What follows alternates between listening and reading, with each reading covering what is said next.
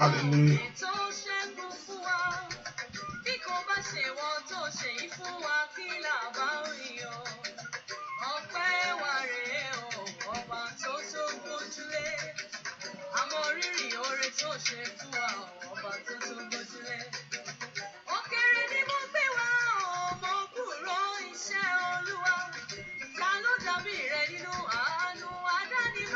Hallelujah.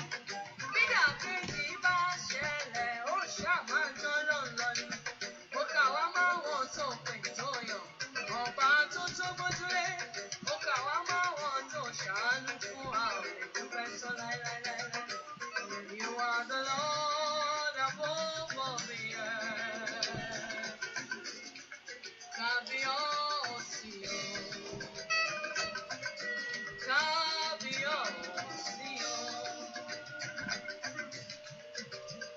You are the Lord above all the earth. Hallelujah. Praise the Lord.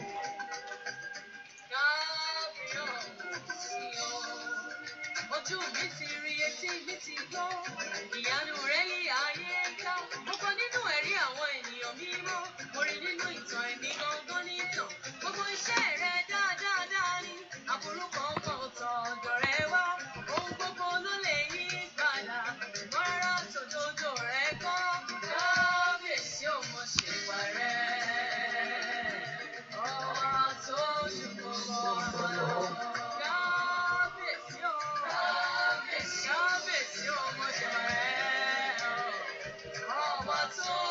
Hallelujah. Yes.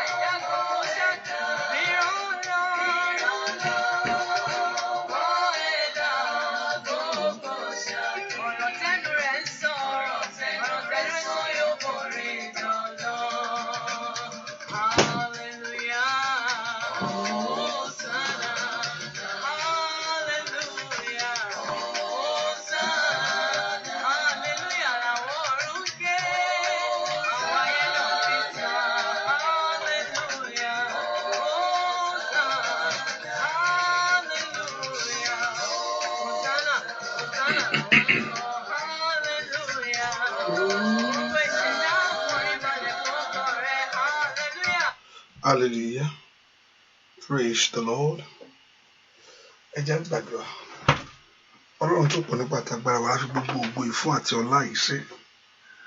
Wọlá yìn lógo inú ayé ẹnìkankan. Fún oore ọ̀fẹ́ ètò fún wa. For other day, for other grace, for us in our life. Àyàn lógo fún àánú ìwọ Ọlọ́run èyí tó pọ̀ gbé yàn rìn ní gbogbo ọ̀nà. Ẹ̀mọ̀ Ísírẹ́lì lórúkọ Jésù ló gbọ́pẹ́ wa.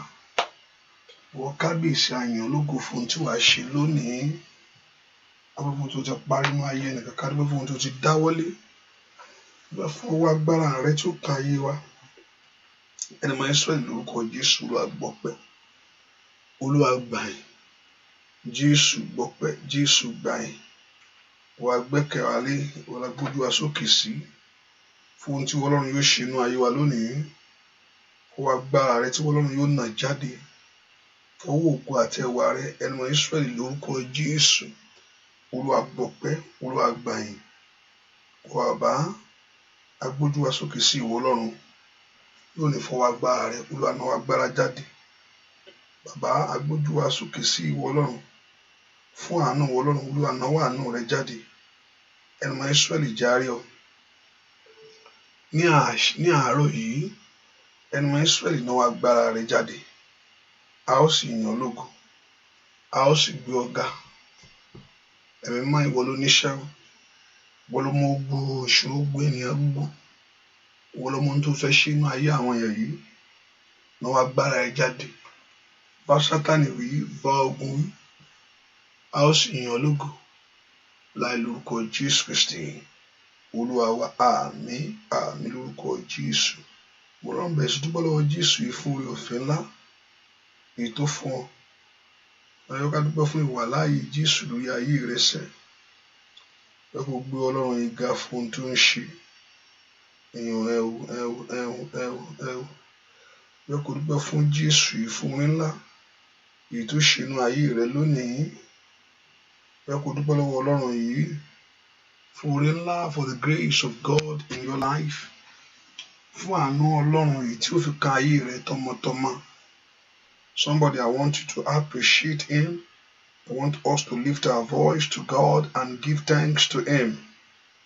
Bẹ́ẹ̀ ká gbé ohùn wa sókè níwájú Olúwa lónìí fún ohun tí ó ṣe fún ohun tí Ọlọ́run ti pinnu ọ̀run kẹ̀ what God has prepared for us. I believe he has prepared great things for your life. Bẹ́ẹ̀ kó dúpẹ́ fún ohun tí Ọlọ́run yóò ṣe inú ayé ẹnu ilé rẹ lónìí o. I want you to thank him and bless the Lord. I want you to lift your voice and appreciate Jehovah God for great things that he has done for us and great things that he will do in your life. Fún ohun ńlá fún ohun ọ̀tun èyí tí ó ṣe inú ayé rẹ ni èyí tí ó ṣe inú ayé ọmọ rẹ èyí tí ó ṣe inú ayé ẹbí rẹ gbogbo. Lift your voice and give God the praise. Gbóhùn rẹ sókè fún Ọlọ́run bẹ́ẹ̀ kó yìn tọkàntọkàn. Olúwa mà ṣe ẹni máa Ísírẹ́lì ò ṣe ìwọ ló ń ṣe inú ayé mi ìwọ ló ń ṣe inú ayé ẹbí mi gbogbo. Somebody appreciate ẹ jẹ́ ká gbé Ọlọ́run yìí ga ẹ ká dúpẹ́ lọ́wọ́ rẹ̀ fún oore ọ̀fẹ́ ìwà láàyè ìwà láàyè àti ìpamọ́ rẹ̀ ní gbogbo ọ̀nà lórí ayé wa gbogbo. So I want you to appreciate him. Think deeply from your heart. Oúnjẹ láti ọkàn rẹ kó yin Ọlọ́run yìí kó gbéga fún ohun tí ó ṣe lónìí. I want you to think deeply from your heart and to bless the Lord and to bless the name of our God for what God is going to do in your life. Fún ohun tí Ọlọ́run yóò ṣe inú ayé rẹ sẹ́ fún ohun tí Ọlọ́run yóò ṣe inú ayé ọmọ rẹ lónìí. Somebody appreciate him. Give thanks to him. Bless the Lord. Bless him. Bless Jehovah God. Dúpẹ́ lọ́wọ́ Ọlọ́run yìí ọba tó ń ṣàánú àwọn tiẹ̀ ọba tí ò dúdú ti àwọn tó gbẹ́kẹ̀lé. Let's just appreciate him. Just bless the Lord for what he's going to do in your life. Fún ohun tí ó ṣe inú ayé ẹ bẹ́ẹ̀ kó dúpẹ́ fún oore ọ̀fẹ́. Oore ọ̀fẹ́ ní ṣe dúpẹ́ fún oore ọ̀fẹ́ ètò orí gbà gbẹ́ fún àánú ńlá èyí tó rí gbà ní gbogbo ọ̀nà gbẹ́ fọwọ́ agbá ńlá èyí tí ò fa ayé ẹ sílẹ̀ tí ò fa ayé wa sílẹ̀ oore ọ̀fẹ́ látàrí gbà níwájú Ọlọ́run ọwọ́ àánú láti Ọlọ́run fi kàn wá. Jésù mà ṣeun Jésù ṣeun ọba tó pọ̀ nípa tagbára ọba tó ní gbogbo agbára lọ́wọ́. Jésù mo yìn ọ́ Jésù mo gbé ọ̀gá o kábíyèsí o ṣé o Jésù o ṣé o dúpẹ́ lọ́wọ́ Ọlọ́run. Ẹni bá mo rí Jésù bá mi gbé ga ẹni bá mòye Jésù ó bá mi gbéga. Òkè ìgbà tí gbẹ́lẹ́ṣẹ̀ ojúbà rẹ̀.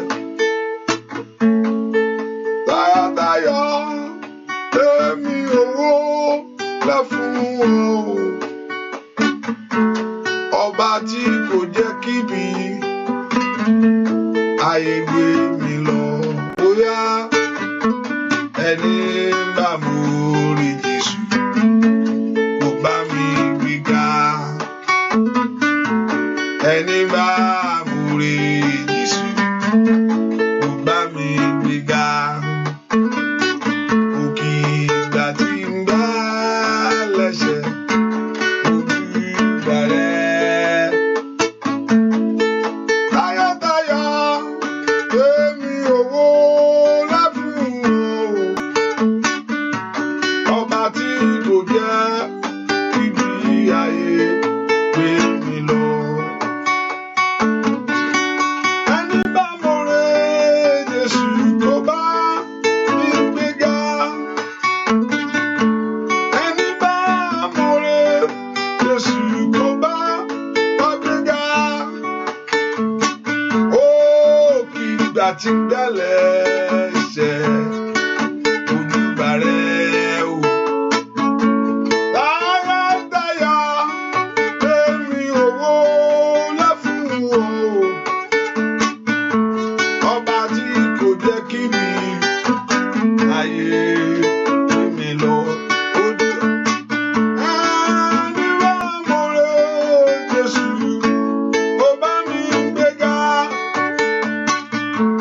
Ẹni bá mọ̀rẹ́ Jésù kò bá mi gbéga. Òkè ìgbà tí ń gbẹ́lẹ́ṣẹ̀ ojúbà rẹ̀. Tayọ̀tayọ̀ èmi owó lẹ́ fún wọn o.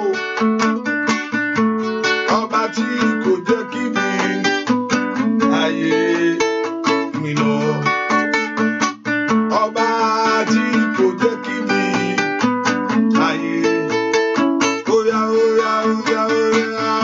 Ọba tí kò jẹ́ kí mi ayé.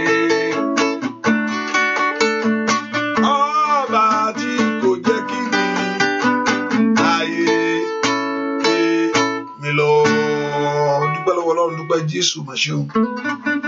Dúpẹ́ lọ́wọ́ Jésù mà ṣe, ọba tí ò jẹ́ kí bí ayé gbé ọ lọ.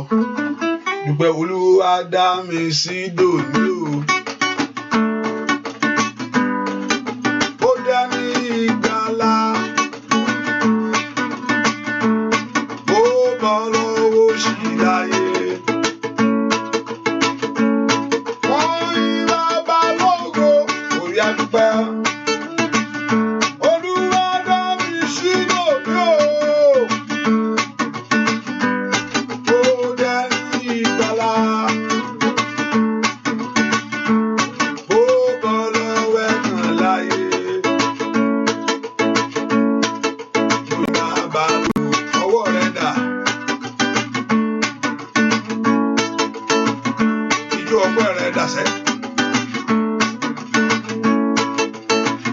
Níwájú Olúwa o, bàbá mi. Abániṣe bá o ṣe fẹ́. Ọwọ́ rẹ̀ dà. Bóyá fi Olúwa ohun tó ṣe lórí ayé rẹ ni.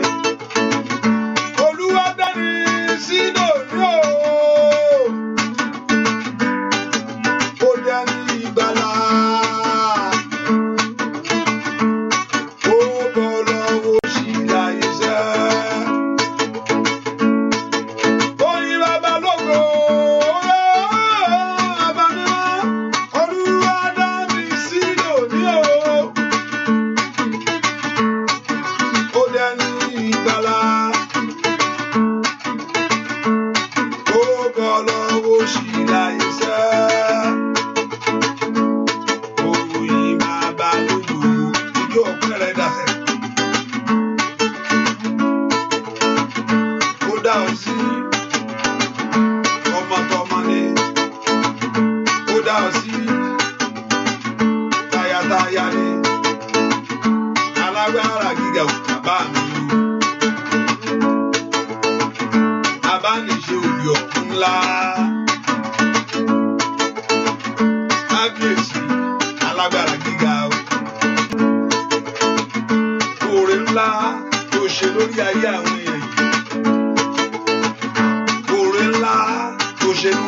wọn sẹ́.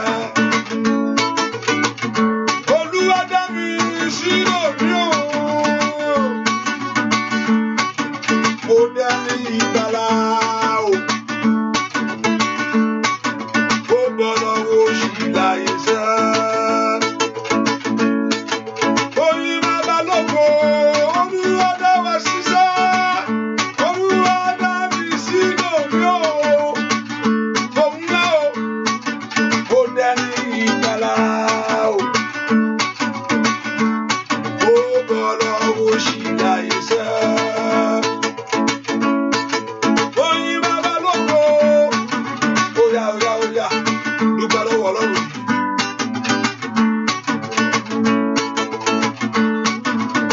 Dúpẹ́ lọ́wọ́ Ọlọ́run.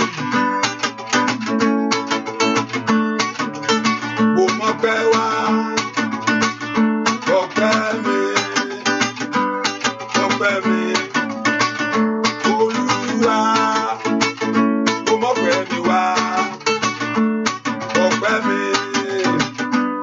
ọpẹ́ mi, mo mọpẹ́ wá o, mo mọpẹ́ wá, ọpẹ́ mi, kábíyèsí, ọpẹ́ mi, Olúwa. Mo mọpẹ́ mi wá, ọpẹ́ mi, ọpẹ́ mi, Olúwa. Jehovah re, ire, Jehovah re, ire, ire, Jehovah re, ire, Jehovah re.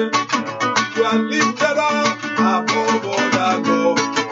Ẹni tó gbéga ni ọ́ o, above other gods. Kábíyèsí ńlá, bàbá mi máa above other gods. Above other gods. Jehovah re, ire, Jehovah re, ire, ire, Jehovah re, ire, ire. You are lifted up above other gods. Above other gods. Kábíyèsí o máa ṣe Olódùmarè ńlá. Above other gods. Abániṣe òbí ọ̀run bàbá mi ńlá. Above other gods. Lift your voice and thank him. Dúpẹ́ dúpẹ́ lọ́wọ́ Jésù mà ṣe o. Kábíyèsí o ṣe o. Ìyìn Olúwa. Ìyìn Olúwa. Àánú rẹ̀ wá o. Ìyà yóò ga.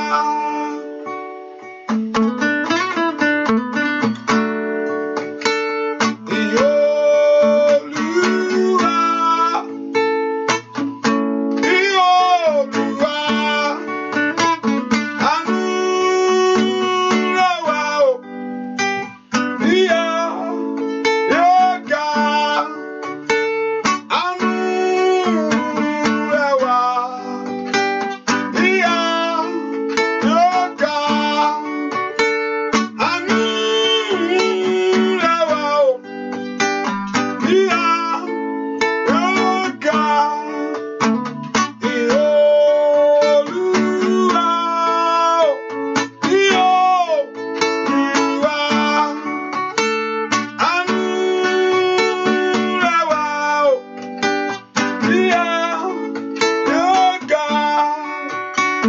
Àánú rẹ̀ wá o. Ìyà yóò ga. Dúpẹ́ lọ́wọ́ ọba tó fi àánú yí ayé rẹ ká. Ọba tí òjòjú tì ọ́. Ọlọ́run fẹ́ kó gbé Ọlọ́run ga lọ́wọ́lọ́wọ́ báyìí, fẹ́ kó yin bàbá yìí tó pọ̀ nípa tàgbára. Fẹ́ kó fi ọpẹ́ fún ẹni tó ní ọ́sẹ̀. Dúpẹ́ dúpẹ́ dúpẹ́ dúpẹ́ dúpẹ́ dúpẹ́ dúpẹ́ lọ́wọ́ Jésù yìí. Ọba tí òjòjú tì àwọn tiẹ̀. Ọba tó ń gbà àwọn tiẹ̀ ní ohun gbogbo. Ọba tó ń kó àwọn tiẹ̀ yọ ní ohun gbogbo. Fẹ́ kó yin Jésù lógo, fẹ́ kó gbé ga. Fẹ́ kó yin bàbá yìí. Kábíyèsí o mọ̀ ṣe o. Jésù ó ṣe fún oore ńlá. Jésù ó ṣe fún àǹfààní ńlá nínú ayé mi gbogbo. Jésù ó ṣe. Jésù ó ṣe. Jésù ó ṣe fún oore ọ̀fẹ́ tó pọ̀, fún oore ọ̀fẹ́ tó dájú. Ọba tí òjòjú ó tì ọ́, ọba tó jẹ́ ká ẹ bẹ́ẹ̀ ni, ọba tó pọ̀ ọmọ lẹ́kọ̀ọ́ gbé Ọlọ́run ẹ̀ ga sẹ́. Ìwọ ló tó yìn bàbá, ìwọ ló tó gbé ga lẹ́kọ̀ọ́ gbé Ọlọ́run ẹ̀ ga ni.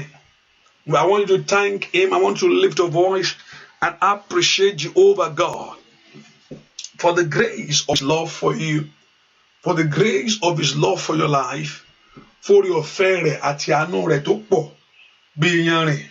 Jésù ṣe o, mo mú ọpẹ́ mi wá síwájú rẹ lónìí. Gbọ́ àdúà lórúkọ Jésù Kristi. Olúwa wá sọ fún Ọlọ́run, tábàrí bí mo ti ṣẹ̀ sí ọ, bàbá o dáríjì mi. Olúwa dárí àṣírí èmi jì mí.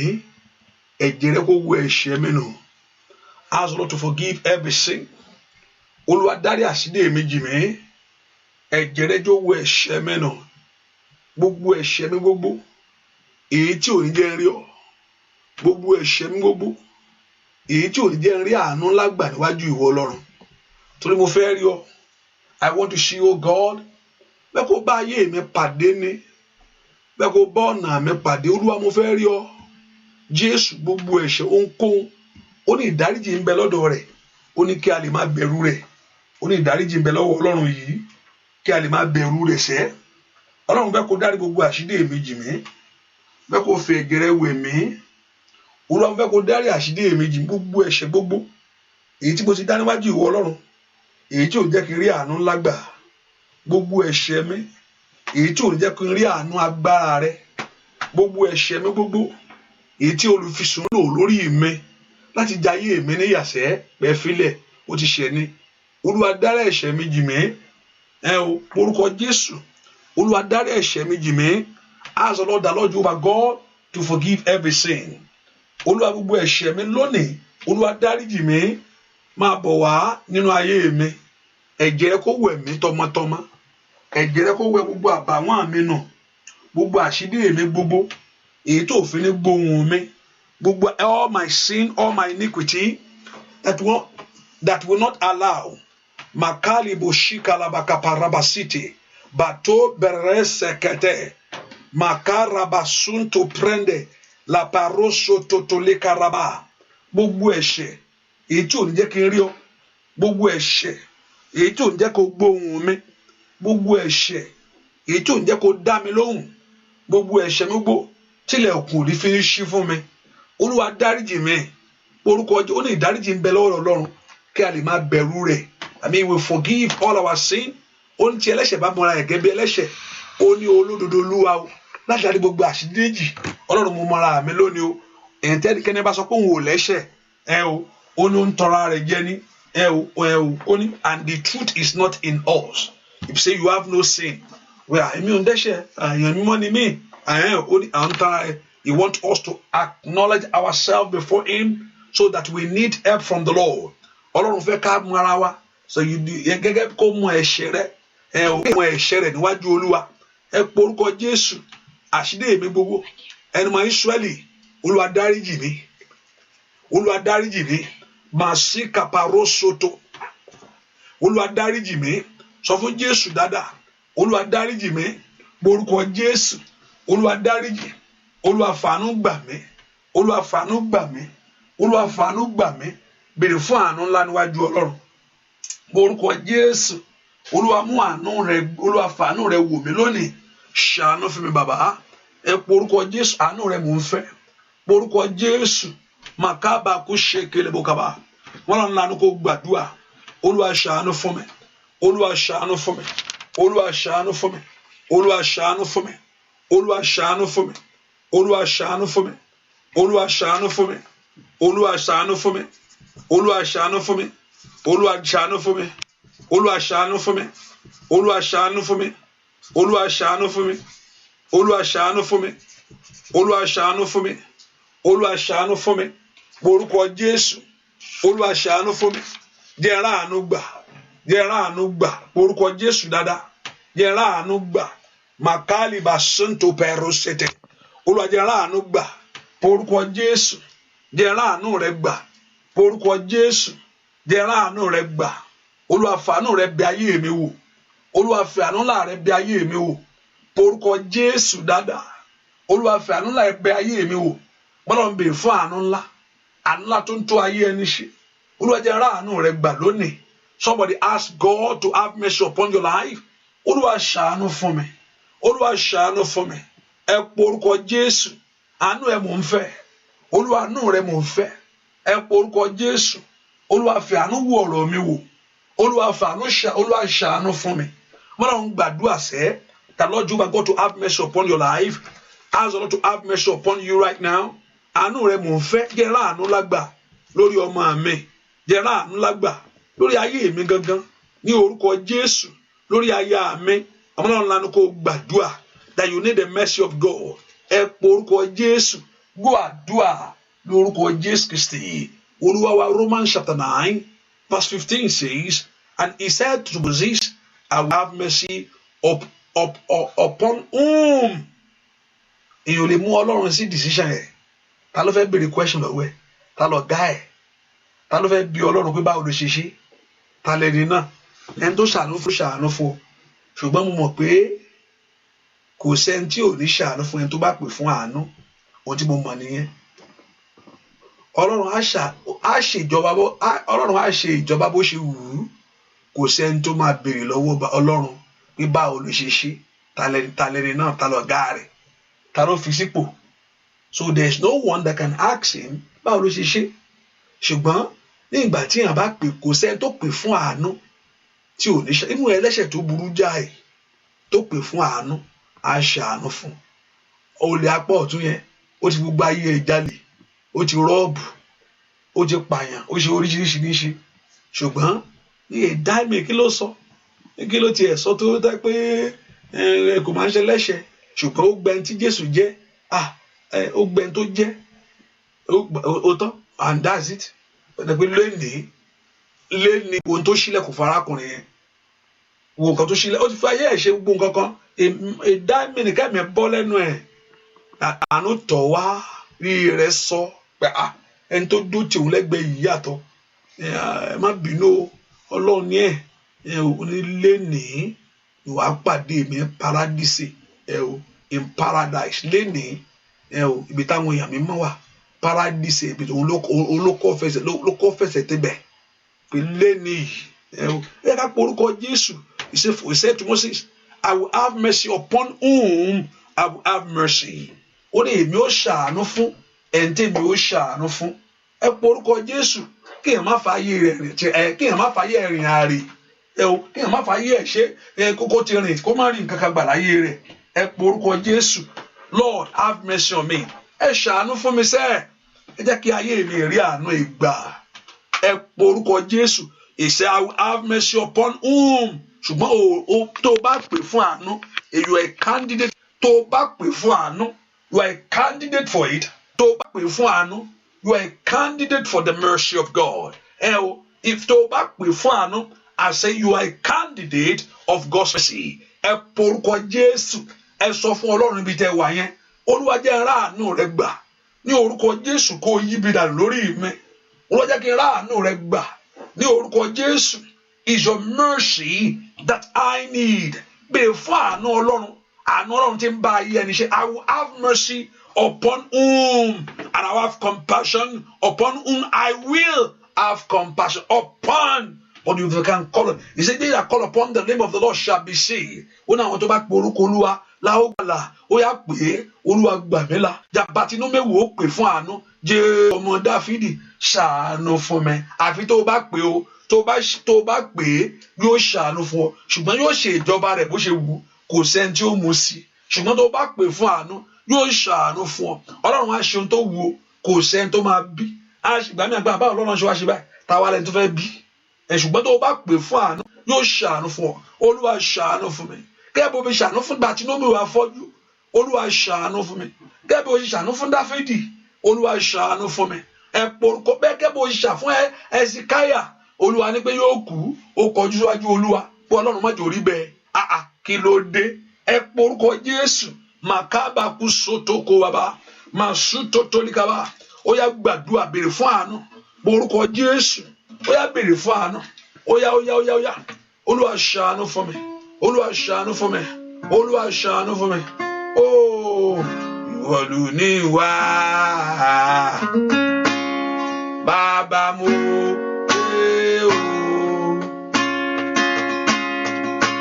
Ayé mi dọ̀wọ́ rẹ. Tàbí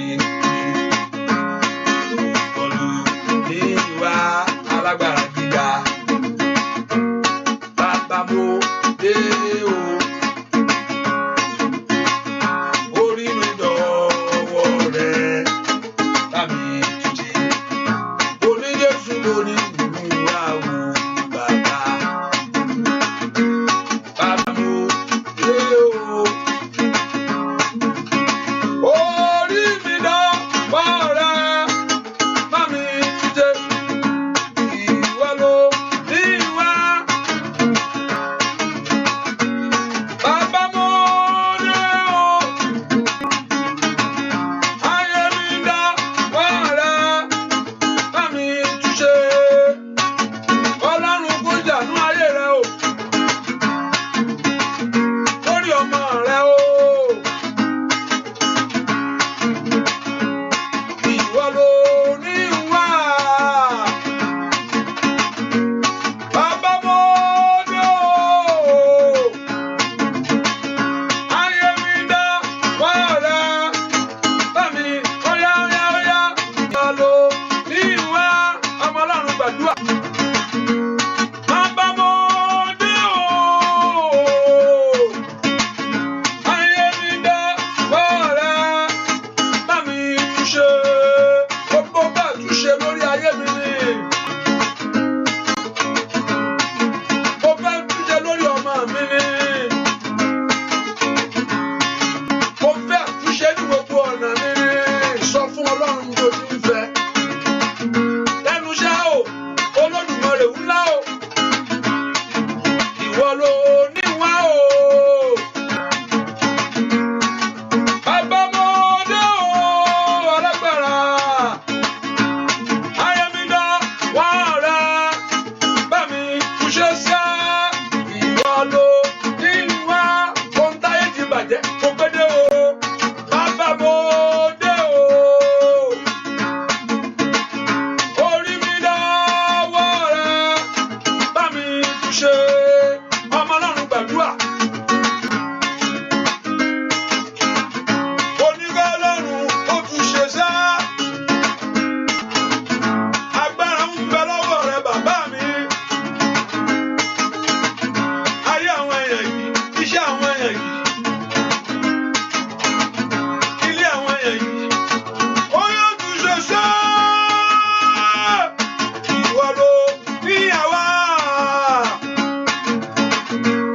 Bàbá mo dé o. Ayé mi dọ̀wọ́ rẹ. Bámi túnṣe sẹ́. Ìwọ ló ní wá. Ohun tó sọ. Bàbá mo dé o. Ayé mi dọ̀wọ́ rẹ. Bámi túnṣe. Ọ̀rọ̀ ẹ mo tẹ̀lé Olúwa yanjú ọ̀rọ̀ mi.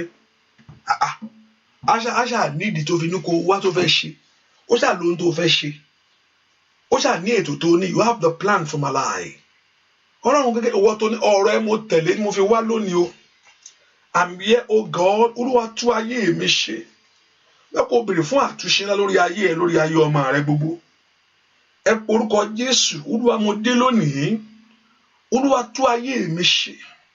Lord, do a new thing in my life. Olúwa tú ọ̀nà mi ṣe. Mo fẹ́ kí ọ̀nà mi kó yanjú lónìí. Mo fẹ́ kí ayé mi kó gba àtúnṣe. Mo fẹ́ kí ayé àwọn ọmọ mi kó gba àtúnṣe. Mo fẹ́ kó ṣe tèmi ní ọdún yìí. Olúwa yanjú ọ̀rọ̀ mi. Olúwa yanjú ọ̀rọ̀ mi. Ọmọ náà lanu kó gbàdúrà. Olúwa yanjú. The Lord Jehovah God to settle your case. Olúwa yanjú ọ̀rọ̀ ayé mi. Gbogbo tí ó kù sínú ayé mi sẹ́.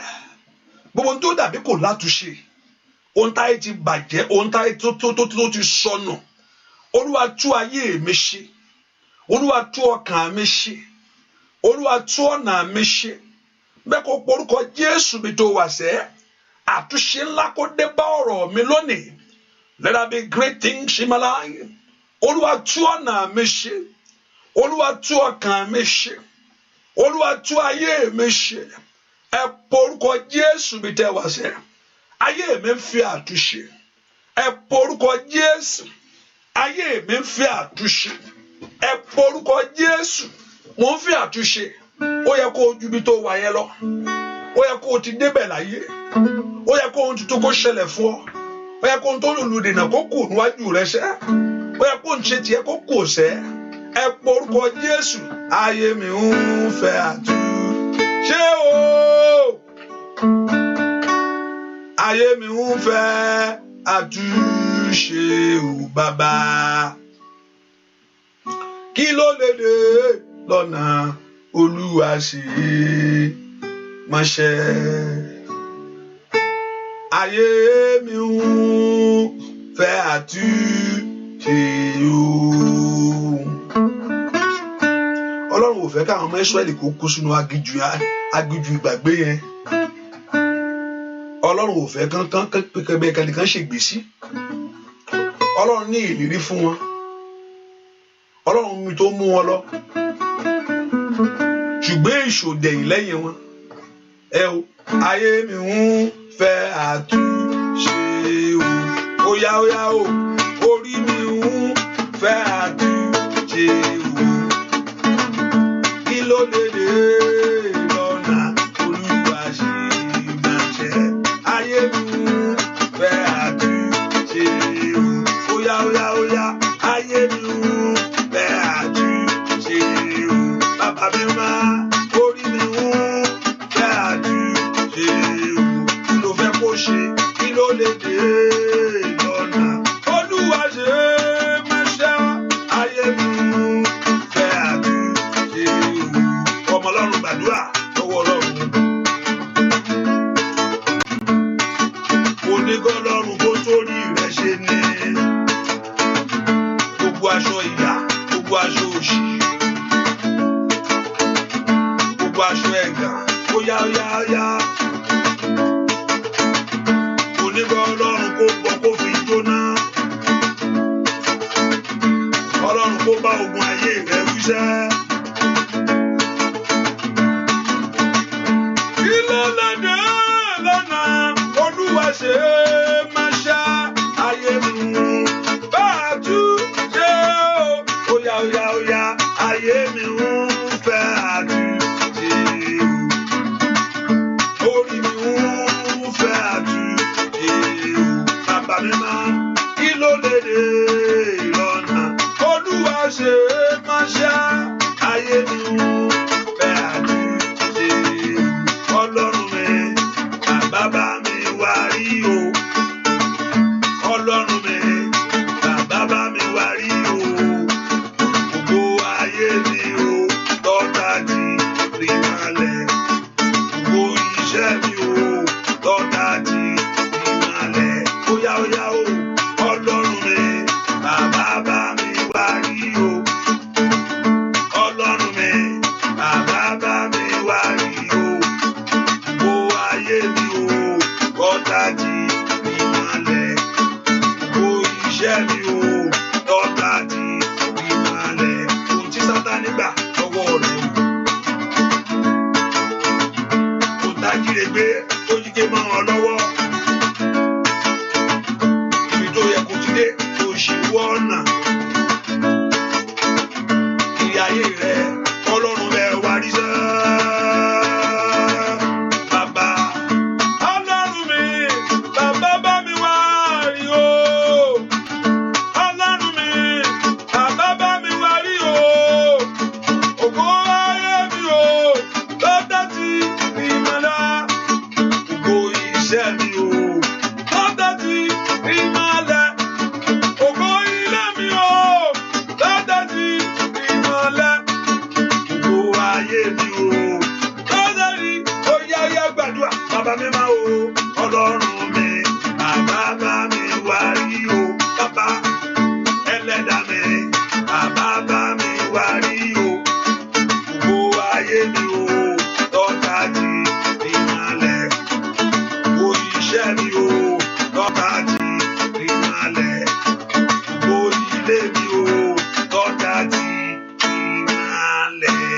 porúkọ Jésù Ọlọ́run gbogbo ògo ayé mi tí ayé ti gbà lọ́wọ́ mi Olúwa dá padà fún mi sẹ́ bí pé ta ni ó wọlé alágbára lọ bí kò sì kọ́ di alágbára tí ń bẹnu ayé rẹ̀ sẹ́ Olúwa gbogbo mi fún mi lọ́wọ́ alágbára tó jókòó lé ògo ayé mi lọ́wọ́ agbára tó jókòó ògo lé ayé àwọn ọmọ mi lọ́wọ́ agbára tí ò fẹ́ kó rere kó rọrùn fún ọ lọ́wọ́ abánijà abáyé ẹni wí Ọlọ́run ògo ayé mi tí ayé gbà lọ ògo ayé ọmọ mi ayé gbà lọ Olúwa dá padà lónìí kò dá padà ibi tó bá ti ń fẹ́ yanu ẹ̀ bẹ́ẹ̀ sọ fún Jésù ibi tó fẹ́ kọ́nà kó dá padà wá Olúwa dá padà ògo ayé mi ni dá padà ògo iṣẹ́ mi dá padà ògo ayé ọmọ mi dá padà Ọlọ́run ayé mi ń fẹ́ àtúnṣe ẹ porúkọ Jésù ayé mi ń fẹ́ àtúnṣe àánú ni mo fẹ́ ṣàánú fún mi ṣàánú ẹ má jẹ́ ń sáré lásán ẹ má jẹ́ ń wà bẹ́ẹ̀ ẹ porúkọ Jésù ẹ má jẹ́ ń gbé ayé lásán ní orúkọ Jésù ẹ má jẹ́ ń wà bẹ́ẹ̀ ẹ jẹ́ ra àánú gbà pè fún àánú Ọlọ́run wá èyí tí ń tú orí ẹni ṣe the mercy of God gabaku ṣekele bakaba àánú Ọlọ́run ńlá èyí tí ń gbé orí ẹni sókè àánú Ọlọ́run ńlá èyí tí ń fi ọwọ́ agbá ńlá kan ayé ẹni àánú Ọlọ́run ńlá èyí tí ń yọjú ọ̀dọ̀ ayé ẹni sẹ́ ó yẹ jẹ́ ráàánú gbà ẹ̀yin ọjọ́ ọ̀rọ̀ mi sẹ́ gbogbo ipákípá ẹ jẹ́ ráàánú gbà gbogbo ipápá tí ń dènà ayé mi tí ò fẹ́ kó róore mú ẹ porúkọ Jésù gbọ́ àdúà lórúkọ Jésù Kristi Olúwa wa ẹ nítorí ọ̀rọ̀ tèmi Olúwa dìde lónìí bẹ́ẹ̀ kó porúkọ Jésù Olúwa nítorí ọ̀rọ̀ ayé mi àwọn ọmọ Ísírẹ́lì náà tó pé oṣù yìí oṣù ń tà ń gbàdúrà fún oṣù ni pé oṣù ìgbàlà rẹ oṣù ìtúsílẹ̀ rẹ àwọn ọmọ Ísírẹ́lì ké pe Ọlọ́run gbóhùn wọn pé àní afẹ́ bọ́ lọ́wọ́ ìyà yìí o Ọlọ́run tó ránṣẹ́ sí Fáráò pé àní jẹ́ káwọn bọ́ yìí lọ jẹ́ káwọn wúmà yìí lọ ó ní talẹ̀ ní náà tó sẹ́ni kẹ́ ẹ máa lọ ó tún lọ dá ogun mógun ni ọ̀pọ̀lọpọ̀ a máa gbàdúrà á ní mo ṣe ń gbàdúrà kíní ò dàbí kíní I don't see any changes things is just getting tougher yes ó ṣẹlẹ̀ fún àwọn ọmọ Ísírẹ́lì when the Lord told Pharaoh let these people go ẹ lọ bílì ó sọ pé Pharaoh sọ pé ẹ lọ fi ìyà kún ìyà ayé wọn ni so ìgbà míì tí èèyàn bá ń gbàdúrà tó dàbí pé kíní ò fẹ́ gbọ́ ó ń gbọ́ ìwọ ọmọ má dákẹ́ àwọn ọmọ Ísírẹ́lì ò dákẹ́ wọ́n tún lọ bá Mósè pé ó bá ti fi wálẹ̀ jẹ́ ibi tá a wà náà wọ́n provide kíní fún ayé tẹ́lẹ̀ oníkàtúndó máa wá káàkiri fúnra wa ni o tó bá dẹ̀ pé ogun ń le sí bẹ́ẹ̀ kò sí ọ̀nà ìwà pé má dákẹ́ àgbẹ̀mí ọ̀lọ́pẹ́ ẹ̀mí ajá kí n lọ wá má dó ti Ọlọ́run yẹn ogun yẹn fẹ́ gas up ni tó wá ń le sí tó ń le sí wọ́n ṣáà tẹ̀ra má dùn ẹ̀ ṣáà tẹ̀ra mọ́ ẹgbẹ́ kéèyàn fún Ọlọ́run mọ́lẹ̀ ojú wa ẹ̀mí ti fẹ́ bọ́ gbogbo agbára ni ó fi kíkẹ́ ni yẹn ṣùgbọ́n tó o bá yànda ẹni yẹn tó o gbá mú mọ́lẹ̀ bẹ́ẹ̀ tó o bá gbá ogun yẹn ó fẹ́ gas up ni and when your problem is gassing up he will do all the best to discourage ọ̀pọ̀lọpọ̀ tó ń bẹ ibi tó ti ń gas up yẹn láfilẹ̀ ogun yẹn atutura mu wa ẹ porúkọ Jésù káyìí power insider Olúwa pikini ebu nka pẹ̀rù sáyà ọ̀rọ̀ ayé mi dọ̀wọ́ ẹ̀ Olúwa sí ọ̀rọ̀ mi Olúwa dé jẹ́ kí ogun ayé mi pẹ̀yìn dà lónìí jẹ́ kí ogun ayé mi pẹ̀yìn dà lónìí only not him that run Olúwa dìde bá mi já ogun ayé mi lónìí ẹ fún mi ní ìṣẹ́gun lóògùn tó fẹ́ pa mí run o ní orúkọ Jésù lóògùn tó fẹ́ ṣe ayé mi mọ́lẹ̀ ní orúkọ Jésù lóògùn tó ní kí n wà báyẹn ẹ orúkọ Jésù lóògùn tó ń fi àgbàtà kókò jà mí ní orúkọ Jésù óyá ogun tó ń jẹ gbogbo àgbáyé báyìí ẹ orúkọ Jésù Olúwa gbà wá lóògùn àìsàn yìí àmọ́ náà lánàá kó gbàdúrà lóògùn àìsàn yìí Olúwa gbà wá orúkọ Jésù bàkáyàbà ṣàndóblẹ̀kẹ̀tẹ̀ àní gbàdúrà lọ́wọ́ ogun kógun ní orúkọ Jésù ogun àríṣẹ́ṣe ní orúkọ Jésù ogun àrọ́mọbí ní orúkọ Jésù àrálàánà ọmọlọ́run lánàá kó gbàdúrà sọ fún Ọlọ́run lọ́wọ́ Olúwa gbé ogun ìmẹ́ Olúwa gbé ogun ìmẹ́ Olúwa gbé ogun ìmẹ́ Olúwa gbé ogun ìmẹ́ Olúwa gbé ogun ìmẹ́ put an end to this, oh God, put an end to this disappointment, oh God, àní gbàdúrà orúkọ Jésù Olúwa bá ogun ìwé Olúwa bá ogun ìwé Olúwa bá ogun ìwé Olúwa gbé ogun ìmẹ́ Olúwa bá ogun ìwé gbàdúrà lórúkọ Jésù Kristi Olúwa wá téèyàn ò bá gbàdúrà téèyàn ò bá sọ̀rọ̀ ẹ̀ lọ́lọ́run Ọlọ́run ò ní dá sí 1 second kò tẹ̀ ní dá sí Ọlọ́run ò kì í yanjú ràn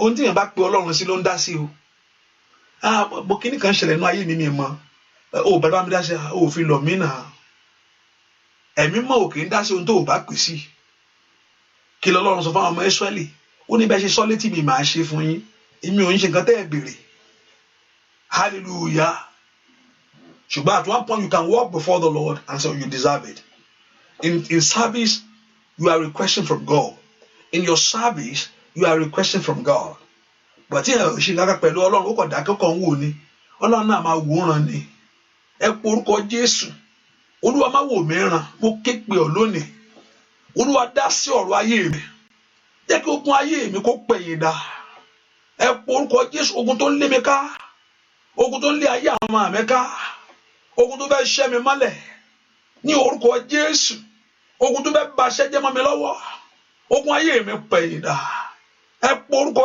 Jésù ask the battle of your life to turn back from you ẹ jẹ́ kí ogun ayé mi pẹ̀yìn dà ogun àrọ́mọ bíi kó pẹ̀yìn dà ní ayé mi o ogun àìláṣeyọrí orin kó pẹ̀yìn dà o ogun àìsàn yìí yóò pẹ̀yìn dà ní ayé mi ọmọ náà ńlá kó gbàdúrà that Lord you are going to turn it back away from your life ẹ jẹ́ kí ogun tó ń ṣe mí ọmọ tó ń ṣe ọ́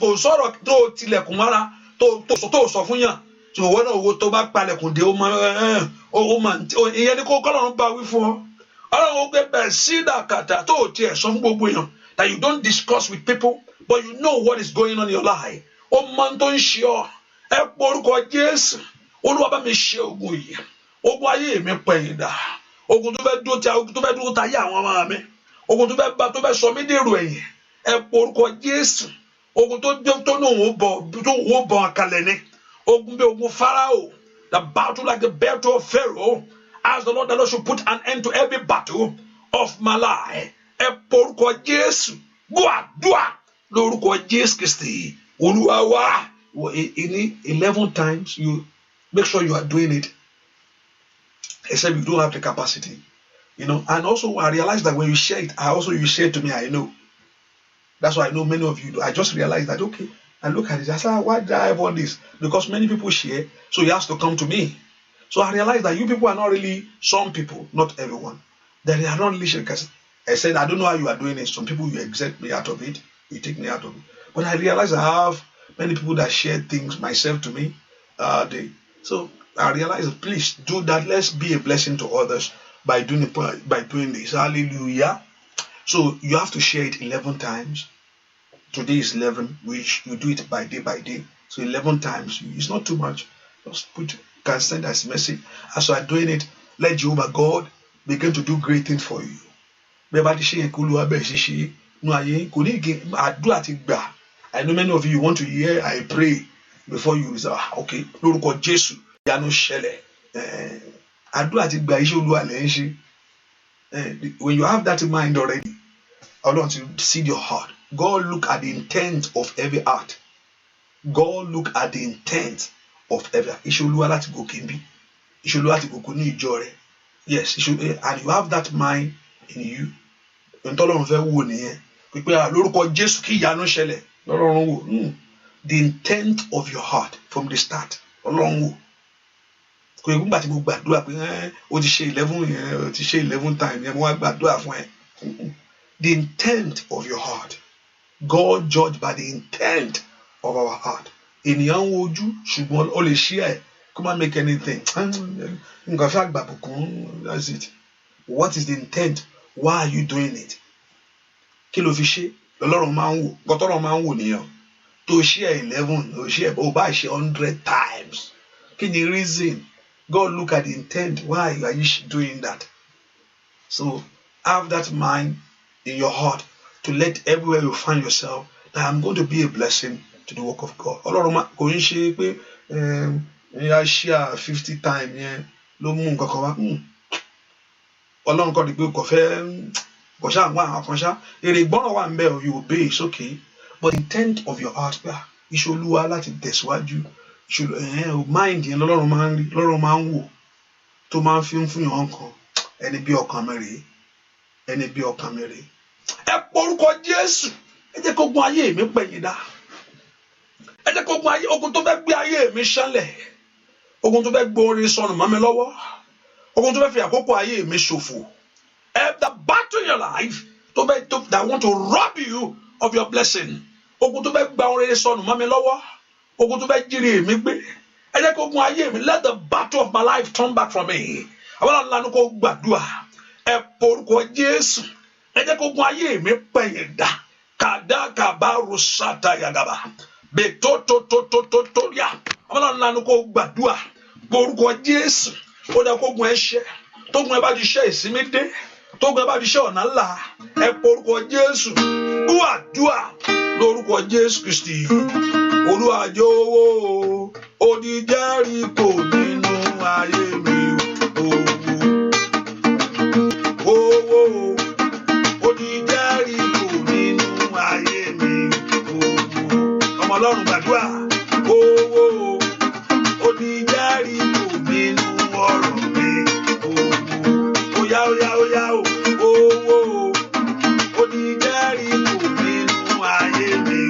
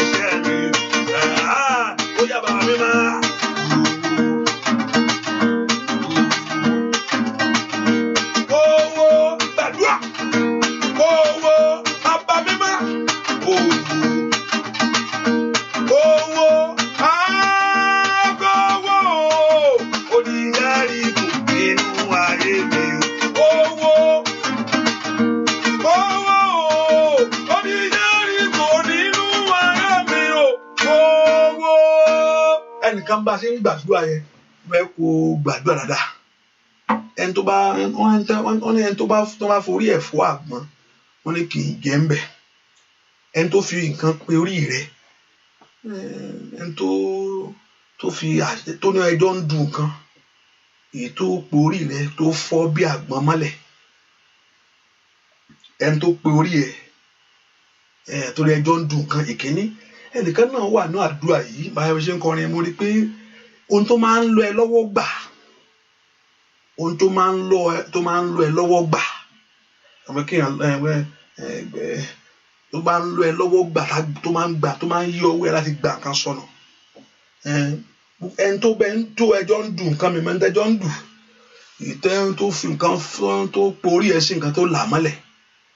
Olórúkọ Jésù lọ́wọ́ ogun yẹn. Lọ́wọ́ ogun kógun yẹn lórúkọ Jésù kúlúwa kó tú ẹ sílẹ̀. Ṣàmì dáadáa àmín. Lọ́wọ́ ogun yẹn lórúkọ Jésù ẹni máa ń sọ yìí lórúkọ Jésù kúlúwa kó tú ọ sílẹ̀ àmín. Ogun èèyàn ò ní borí ẹ àmín. Ogun èèyàn ò ní borí ẹ àmín. Ogun èèyàn ò ní borí ẹ àmín. Ogun èèyàn ò ní borí ẹ àmín. Ogun èèyàn ò ní borí ẹ àmín. Bí ẹnìkan náà tó wá ẹnìkan náà wà ní àdúrà yìí bẹ́ẹ̀ pé ẹnìkan àtẹnìkan jọ lọ síbì kan. Ẹni tó wá jọ lọ síbì kan yẹn ó wá bá ó sọ fún ìwọ ẹni tó bẹ́ẹ̀ ni ẹ lọ tó ti sọ̀rọ̀ ẹ. Ẹnìkan wá sọ fún ìwọ ó dẹ̀ gbọ́ ẹni báyìí o ṣùgbọ́n náà ìyẹn pé kí iná yẹn ra ẹ lára náà níbo ló ti ẹ̀ gbọ́ wọ́n sọ fún ẹ pé ẹni báyìí sọ pé nǹkan báyìí ló fẹ́ ṣe o. Ẹni wá sọ fún ẹ kò ń ṣe ẹni tó fẹ́ ṣe yẹ̀yẹ́ o ṣùgbọ́n inú ẹni tọ́jọ́ lọ yẹn wá sọ fún ẹ pé nǹkan báyìí lẹ́ni ṣe. Ṣùgbọ́n náà ogun yẹn náà ò ṣe bẹ́ẹ̀ pọ́n fi náà ra ẹ lára ni. bẹ́ẹ̀ pọ́n finá ra ayé ẹ lára bẹ́ẹ̀ pọ́n finá ra ọ lára ní orúkọ Jésù bẹ́ẹ̀ pé wọn kò tiẹ̀ gbọ́ pé ni ẹ ṣe náà bẹ́ẹ̀ ni ogun náà ò fi ẹ sílẹ̀ you still see that o sì rí ọwọ́ yẹn lára ẹ lórúkọ Jésù mo gbàdúrà k'Olúwa kó tú ọ sílẹ̀ àmín lọ́wọ́ ogun adó ti ayé ẹni Olúwa kó tú ọ sílẹ̀ àmín ṣàmìlára àmín ní orúkọ Jésù gbogbo mi tó ń tọ́ porí ẹ sí ẹ porúkọ Jésù ohun tí ayé fi porí mi fún bí ẹ gbàdúrà ohun tí ayé fi pe orí mi yìí fún ibi ohun tí ayé fi porí mi fún ibi pé orí ẹ jẹ́ kó rí ẹ kó gbà kínní nǹkan báyìí ni tá a bá ti ṣe kínní kókó bá ti gun lọ́bẹ̀ yìí kó máa dáhùn lára ẹ ní o ọ̀pọ̀lọpọ̀ orí à sì gbé lọ bẹ́ẹ̀ ohun tí ayé fi porí mi fún ibi ẹlòmíì wọn á mú àgádágodo ni wọn jẹmọ papọ̀ ni wọn tó fẹ́ porí ayé ẹ nìyẹn ẹni torí ẹ bá ṣe kí ni yóò tẹ̀rí orí ẹ ò ní gbà bí ẹlòmíì tó fẹ́ porí ayé wọn ni pé wọ́n dẹ̀yìn wọn kọ́ra wọn ni bẹ́ẹ̀ ni bẹ́ẹ̀ má ti dẹ̀yìn wọn kára wọn ni wọ́n máa jà ní àṣẹ máa ń jà gan àti understand ra wa adẹ love ara ẹ tẹ́lẹ̀ o loving Tokyo ni Tokyo ti sọnù ní ìsìn bẹ́ẹ̀ ni ohun tí ayé fi pé àṣà wọ́n fi kankan pè yín ni ẹni tó ní kó má mọ̀nà ẹnìkan mọ̀ bẹ́ẹ̀ ayé agbákágbá tó ní kò ní mọ̀nà gbogbo ojú ọ̀nà mọ̀ ń wò yìí gbogbo agbá tó lò ní mọ̀nà síbi ire láyé pé kàpàrúsà tó bẹ kẹsẹ̀ kẹtẹ bẹ rọ́dà káfáníà ẹ porúkọ Jésù ohun tí ayé fi porí mi fún ibi ọ̀run bàjẹ́ láàárọ̀ yìí óyá orúkọ Jésù ohun tí ayé fi porí ọmọ mi fún bí ní orúkọ Jésù ohun tí a fi porí mi fún bí ní orúkọ Jésù Olúwa bàjẹ́ gbogbo agbákágbá tó ní kí n má mọ̀nà síbi ire láyé gbogbo ipá tó ní kí n má mọ̀nà síbi ọ̀nà ìyanu mẹ́ ní gbogbo agbá tó ní kó o máa ṣìnà kó o máa wá kiri àwọn ọmọ Ísírẹ́lì wọ́n rìn ojú kan náà ti rìn wọ́n á bẹ̀rẹ̀ point A wọ́n á tún padà sí point A again màkàlì àwọn àgbà wọ́n àgbà A wọ́n kọjá A B C C Z gbàtọ́ máa pa wọ́n tún padà sí ẹ gbogbo agbá tó ní kó o má mọ̀nà síbi ire sẹ́ ní orúkọ Jésù gbogbo nǹkan wọn ajá ajírí arígbé abarijẹ́ Olúwa bàjẹ́ ohun tí a fi pe orí mi ohun tí a fi pèlè ayé mi fún ibi lónìí Olúwa sọ di asán àní gbàdúrà Olúwa sọ di asán ní orúkọ Jésù Olúwa sọ di asán ọmọláńlá lanu kò gbàdúrà bàkàbà kò ṣe tẹlifókàbà bẹkúndò bẹrù ṣẹtẹtẹ ó yá gbàdúrà sẹ ohun tí a fi pèlè ayé mi that very thing the foundation of life Olúwa bá gbogbo fa ohun tí a fi tọ́ ta fi porí ọmọ mi ní orúkọ Jésù ò bá jẹ́ àìsàn yìí ni Olúwa bàjẹ́ ohun tí ọ̀tá fi porí mi ní orúkọ Jésù Olúwa bàjẹ́ àní lanu kó gbàdúrà Olúwa sọ́dásán gbọ́ àdúrà lórúkọ Jésù Kristi Olúwa wá mo ní Sátánì náà fẹ́ jà yín lólè mo ní Sátánì náà ní sọ pé mo ti dé Sátánì ò ní wá bẹ́ẹ̀ á farapamọ́ sí kankan náà ni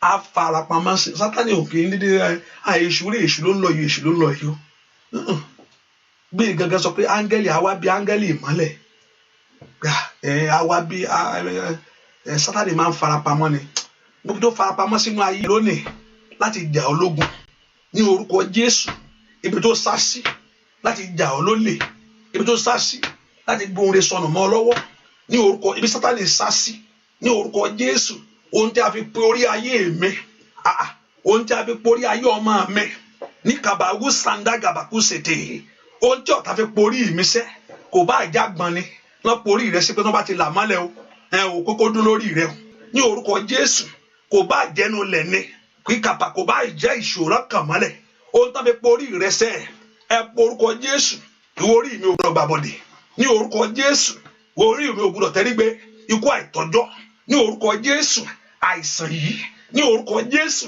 ìdààmú ìwọ orí mi ò gbọdọ̀ tẹ́rígbé àwọn náà lanu kó gbàdúrà ohun tá a fẹ́ porí mi ní orúkọ Jésù Olúwa bàjẹ́ ọmọ Ọlọ́run lanu kó gbàdúrà orúkọ Jésù àní kó gbàdúrà màkàdà bàkàtà yàrá Ọpẹ́yẹmí gbàdúrà dáadáa káì makari power cider liberia kutekelia ó yá gbàdúrà ní orúkọ Jésù ohun tá ife porí mi ní orúkọ Jésù Olúwa bàjẹ́ Olúwa bàjẹ́ Olúwa bàjẹ́ Olúwa bàjẹ́ Olúwa bàjẹ́ Olúwa bàjẹ́ Olúwa bàjẹ́ Olúwa bàjẹ́ ohun tá ife porí mi ní orúkọ Jésù ohun tá ife porí ọmọ mi ní orúkọ Jésù Ọlọ́run lanu kó gbàdúrà le paruse kẹtẹkẹtẹkẹtẹ àní gbàdúrà sẹ ní orúkọ Jésù Olúwa bàjẹ́ ohun tá ife porí ọmọ mi ní orúkọ Jésù ohun tá ife porí mi o ní orúkọ Jésù Olúwa sọdásán Olúwa sọdásán Olúwa sọdásán Olúwa sọdásán gbọ́ àdúrà ní orúkọ Jésù Kristi Olúwa wá ẹ pọ orúkọ Jésù Olúwa mú ayé mi kúrò ní ogun. Let my life come out of battle. Olúwa mú iṣẹ́ mi kúrò ní ogun àti ìṣekínní yìí o àti ìpín o àti ìpín 11 no it's not 11. Ẹ pọ orúkọ Jésù Olúwa mú ayé mi kúrò ní ogun. Bring my life out of battle. Ogun àìríṣẹ́ṣe, ogun àìsàn, ogun àìnífọ̀kànbalẹ̀, ogun àìrọ́mọbí, ogun àìrá nǹkan kó jọ, ogun kéèyàn kó nǹkan jọ ká lọ́wọ́ gbà lọ́wọ́ rẹ gbà. Ẹ pọ orúkọ Jésù. Lord, bring my life out of battle. Ẹ mú ayé mi kúrò ní ogun. Kó o fẹ́ gbéṣẹ̀ kan, wàá gbé ẹ kan. Aya gbọ́ para sẹ́yìn kàbáàlì àná ń de kétékété ó fẹ́ gbọ́ ọ̀nà yìí kó tó mà nǹkan mìíràn ó ti dé ọ̀nà mọ́ lọ́wọ́. Ẹ pọ orúkọ Jésù. Olúwa mú ayé mi kúrò ní ogun, mú iṣẹ́ mi kúrò ní ogun. Bring my life out of battle. Mi ìjagun mọ́ Olódùmarè, mi ìjagun mọ́ o ní orúkọ Jésù. Ó fi ọ̀rọ̀ yé mi pé ó ní hold your peace for your Lord, you're the God, your Lord will fight for you. Ó porúkọ Jésù ẹ já sọ fún Jésù mú ayé mi kúrò ní ogun. Bring my life out of battle. Ẹ porúkọ Jésù dára ìwọ ìpín mi kúrò ní ogun ní orúkọ Jésù. Ìwọ ogun ẹ̀yìn ní orúkọ Jésù tí ń da ayé mi, ìwọ ogun ẹ̀yìn tí ń da iṣẹ́ mi, ìwọ ogun ẹ̀yìn tí ń da ayé àwọn ọmọ mi ní orúkọ Jésù. Ogun tó wọnú ran kìtẹ́lì àgàbàgàbà, ogun tó fẹ́ gbóhùn tó fẹ́ gbọ́n rẹ mọ́ ọ lọ́wọ́, ogun ajírégbé ọ̀hánda gàbàyàbà, ogun abáwọrẹ jẹ́. Olúwa mú ayé mi kúrò ní ogun. Mo fẹ́ kúrò ní ipò tí mo wà yìí. Olúwa mú mi kúrò. Mo fẹ́ jáde tọmọtọmọ ní. Mo fẹ́ jáde tayátayá ní. Mo fẹ́ jáde ẹ porúkọ Jésù. I want to come out. Àní gbàdúrà. I want to come out. Gbọ́ àdúrà lórúkọ Jésù Kristi. Olúwa wa mo ní kò sẹ́ni tó gbà á tó easy. Àti ṣe nǹkan àti gòkè kò ń ṣe nǹkan tó rọrùn. Kọ́lọ́run kò fi ràn. Jésù lọ sórí àgbélébùú. Agun lọ́kọ̀ wọ́n nà bàjẹ́ pẹ́pẹ́ wọn dá mọ̀. Bẹ́ẹ̀ ni Dáfídì àti gorí ìtẹ́ rẹ̀ lé Sọ́ọ̀lù lé títí Jákọ́bù kò tó gbà á ó wọnú ìjàkadì lọ ní pẹ̀lú Ọlọ́run pa àníṣe ò ní bí ìní yóò lọ. So kò sí nǹkan tá yóò come so easy for you. Ẹn tó bá Sátánì gangan jẹ Sátánì gangan sì gba lẹ́nu náà kẹ́yìn náà ni. So ó múra dáadáa ni àní ẹ porúkọ Jésù. Olúwa mú ayé mi jáde kúrò ní ogun. Gbà kan sí kan tó Olódùmarè o. Gbà kan sí kan tó Olódùmarè o. Gbà kan sí ìwọ ló ṣẹ̀dá mi. Màkàbà wúṣà tó tó liaba. Ìwọ ló ṣẹ̀dá mi. Porúkọ Jésù. Ìwọ ló dá mi. Ó dá mi fún bànújẹ́ o. Olúwa ó dá mi fún bànújẹ́. Èṣù ló ṣe kà, Olúwa fà mí yọ, ìyà. Olúwa ó dá mi fún bànújẹ́. Olúwa ó dá mi fún bànújẹ́ o. Óyá o, èṣù ló ṣe kà o. Olúwa fà mí yọ, ìyà. Ayé rẹ kó jáde lọ́wọ́ ìyà. Olúwa ó dá mi fún bànújẹ́ o. Ọlọ́run mi ó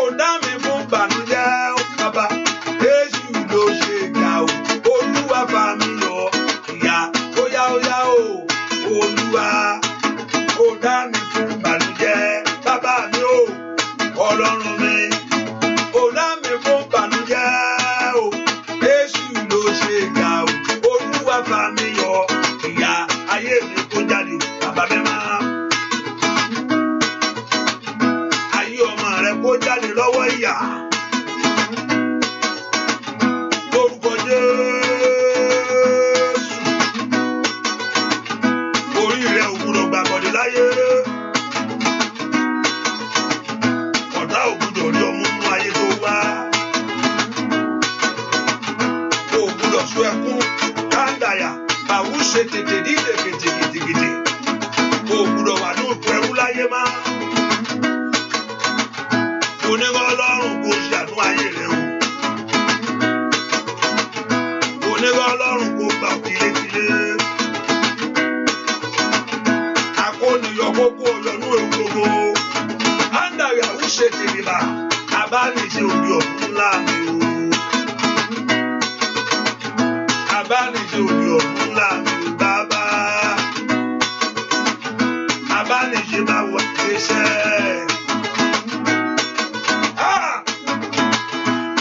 Olúwa ò dá mi fún ìbànújẹ́ o. Ọlọ́run mẹ́ ò dá mi fún ìbànújẹ́ ṣẹ́ṣẹ́ṣẹ́ o. Èṣù ló ṣe ìkà o. Olúwa fà mí yọ ìyà tí ó yáyá. Olúwa ò dá mi fún ìbànújẹ́ o. Olúwa ò dá mi fún ìbànújẹ́ o. Èṣù ló ṣe ìkà o. Olúwa fà mí yọ ìyà kíyà. Bàbá mi máa o.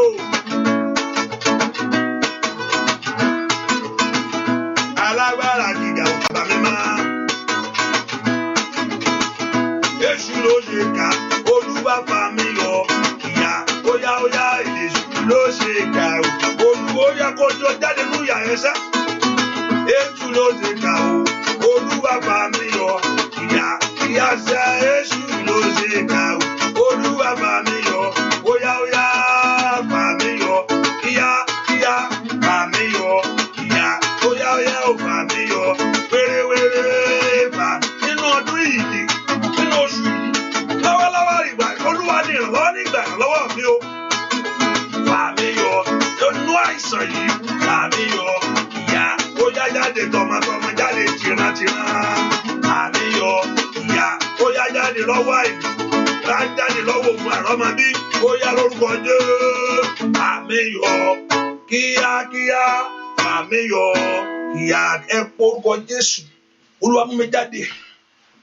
I want to come on. Tí èèyàn bá ti kúrò lọ́wọ́ ogun, á wọnú ìsinmi lọ ni. Ẹ porúkọ ogun tó dúró ti ayé mi tó ní mi ẹ̀ ní rọ́nà. Gbogbo ohun tó dúró tì mí. Ohun tí ayé fi pín orí mi pín tà níṣẹ́ ìwọ. Àwọn òrìjẹ́ òdìdè. Àwọn òrìjẹ́ òdìdè. Gbogbo ẹ̀mí kẹ́mi tí a fi ṣọ́ ayé mi. Èyí tí ò fẹ́ kiri ọ̀nà àbáyọ fún rere láyé. Gbogbo ẹ̀mí kẹ́mi tó fẹ́ yí remọ́ tó fẹ́ yí nǹkan dànù mọ́ lọ́wọ́. Gbogbo ẹ̀mí kẹ́mi tó fẹ́ gbáre sọnù. Gbogbo ọwọ́ tó ń fìyà jẹ mí. Gbogbo tó ń da ayé mi lóró. Gbogbo tó ń pọ́n mi lójúṣẹ́. Olúwa bá ogun náà wí. Mo fẹ́ bọ́ lọ́wọ́ ogun yìí. Èmi náà fẹ́ jáde. Èmi náà fẹ́ mọ àlàáfíà láyé. Ọlọ́run mo fẹ́ mọ ìtura o. Mo fẹ́ mọ ìdùnnú. I want to know great things. I want great things to come for me. Somebody pray, lift your voice to God. I want something in my life. Mo ń fẹ́ ohun tuntun náà ayé mi ṣẹ́. Èmi náà fẹ́ tẹ̀síwájú. Mo fẹ́ rí ohun rere gbàṣẹ́.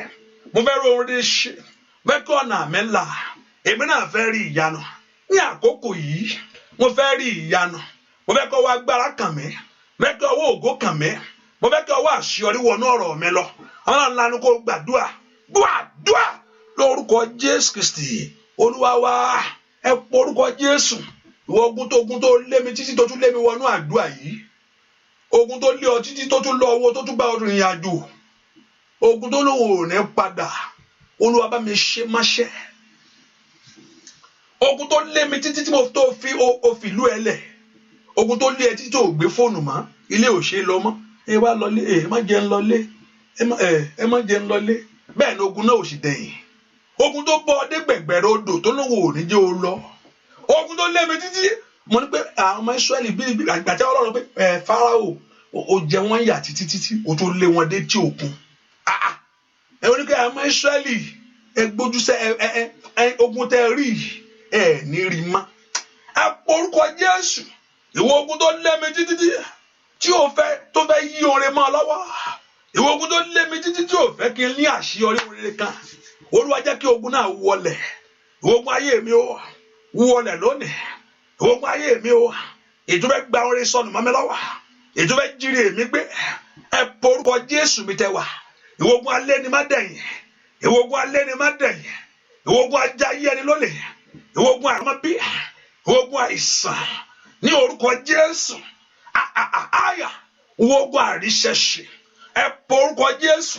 Ogun tó lé mi títí, ogun lé bàbá ní orúkọ Jésù. Èyí tó fọwọ́sowọ́pọ̀ mọ́ ogun ọ̀rẹ́, ogun tó fọwọ́sowọ́pọ̀ mọ́ ogun orílẹ̀-èdè yìí láti jà mí lógun. Ó yá bí kàtàkàtàkàtà. Gbogbo ogun tó fọ ogun Nàìjíríà, èyí tó fọwọ́sowọ́pọ̀ mọ́ ogun Amẹ́ríkà, ogun lé bàbá rẹ̀ pàkúdè kìtìkìtì, èyí tó pàápàá mọ́ ogun lé ìyá, ogun tó ń túra rẹ̀ mú, ogun tó ń túra rẹ̀ mú, ogun tó ń túra rẹ̀ mú, ogun tó ń ba àwọn èèyàn lọ́wọ́ ẹ̀ nítorí mi. Ẹ pọ orúkọ Jésù. Ìwọ ogun náà wọlẹ̀, ìwọ ogun náà wọlẹ̀, ìwọ ogun náà wọlẹ̀. Àní gbàdúrà, ìwọ ogun náà wọlẹ̀. Àní gbàdúrà, ìwọ ogun náà wọlẹ̀. Ní orúkọ Jésù, Olúwa tẹ́rí ogun ibà, Olúwa tẹ́rí ogun ibà. Àní gbàdúrà, tẹ́rí ogun ayé mi bá, Olúwa tẹ́rí ogun ayé mi bá, Olúwa tẹ́rí ogun ayé mi bá. Ní orúkọ Jésù, Ọlọ́run ti ṣètò tiẹ̀ fún ọ. Ó ní ètò tó ní fún ọ. Ètò fẹ́ fún ọ ní ìgbẹ̀yìn tó dáa ni o. Ní orúkọ Jésù, Ọlọ́run ò létò àṣetì fún ọ láyé o. Ọlọ́run ò létò ẹ̀sà àìsàn fún ọ. Kò létò àmúbọ́ fún ọ. As my thought towards you of good not of evil, iparusetege. Ọlọ́run sọ nípa ètò ẹ̀ to give you a good ending, láti fún ẹ ní ìgbẹ̀yìn tó dára. Ọlọ́run ìgbẹ̀yìn tó dára lọ́rùn tiẹ̀. Gbogbo ẹni tó fẹ́ kó ní ìgbẹ̀yìn tó dáa. Ní orúkọ Jésù, gbogbo ipá tí ò fẹ́ kí ní ìgbẹ̀yìn tó dáa. O ti jìyà títí, o ti kàwé títí, o ti wà lórí èyí títí, gbogbo agbára tí ò fẹ́ kó ní ìgbẹ̀yìn tó dáa. Ọlọ́run sọ pé ètò tòun ni pé o ní ìgbẹ̀yìn tó dáa. Gbogbo ipá tí ń bá mi dúró ayé mi, èyí tí ò fẹ́ kí ní ìgbẹ̀yìn tó dáa, èyí tí ò fẹ́ kí ní ìgbẹ̀yìn tó dáa, èyí tó fẹ́ jà mí lólè, èyí tó fẹ́ jíire mi gbé mọ́ mi lọ́wọ́. Ní orúkọ Jésù, ètò Ọlọ́run ni pé kó ní ìgbẹ̀yìn tó dáa. Gbogbo agbára tó fẹ́ kí ní ìgbẹ̀yìn tó dáa yà, ó yá gbàdúrà. Olúwa, that don't want to give you a good ending, bàkú ìtẹ̀kẹ́ gàbà. Gbogbo agbára tó fi bà iṣẹ́ mi jẹ́, gbogbo agbára tó fẹ́ yíṣẹ́ mi dànù. Ní orúkọ Jésù, gbogbo agbára tó sọ mí lẹ́ni ilẹ̀ẹ́lẹ̀. Ní orúkọ Jésù, gbogbo agbára tó fẹ́ já mi sí òwò láyé. Ẹ gbàdúrà, bàkúndà gàbàgàbà, ràbàkú ṣèkèlè lóru èné láàárọ̀ yìí. Olúwa gbé ogun náà mẹ́, Olúwa gbé ogun náà mẹ́. Gbọ́ àdúrà lórúkọ Jésù Kristi. Olúwa wa, ẹ fẹ́ ká gbàdúrà. Má ṣòro ọ̀fẹ́ nìsín. Wọ́n ẹ yá tún ṣe àṣẹ. Wáyà mẹ́ta àbí márùn kan tó ti ṣẹlẹ̀ tó tún ṣe kò gbúdọ̀ sú ẹ. Ẹ ká pọ orúkọ Jésù. Ó lé ara, ó lé ẹ̀mí, ò gbúdọ̀ jà mí.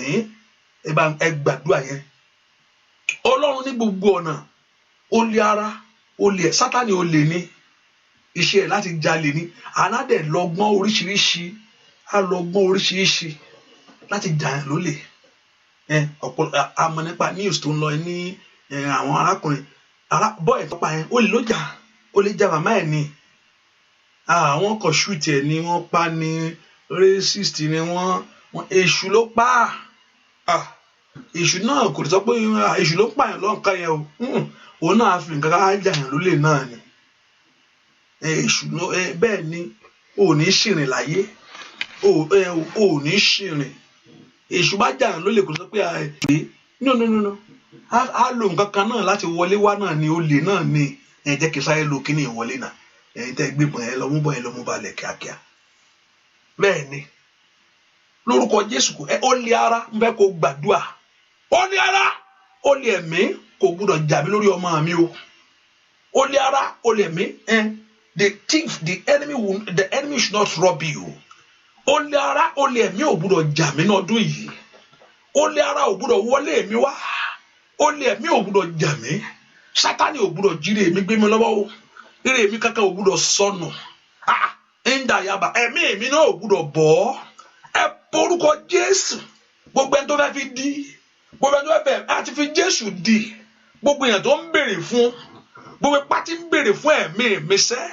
Bí rúsàndà dàdà, tètè dàbẹ̀kú tèkí rabakàtàyàbá, rèbàkú ṣèkèlè bòkàbà.